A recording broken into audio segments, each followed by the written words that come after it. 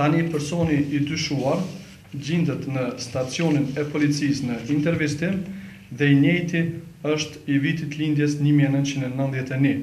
Emri I tij është Liridon Vokri, njëherët student I shkollës së mjekësisë në vitin e dytë.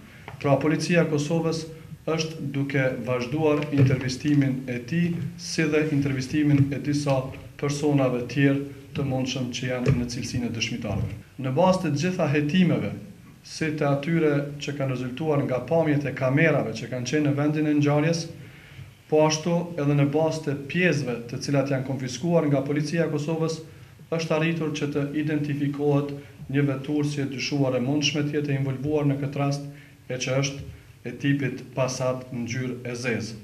Pra, duke u bazuar në gjitha këto dëshmi, njësitë e hetimit të trafikut rajonal kanë arritur që ta identifikojnë veturën dhe njëherët po ashtu ta identifikojnë edhe personin e dyshuar I cili ka shkaktuar këtë aksident.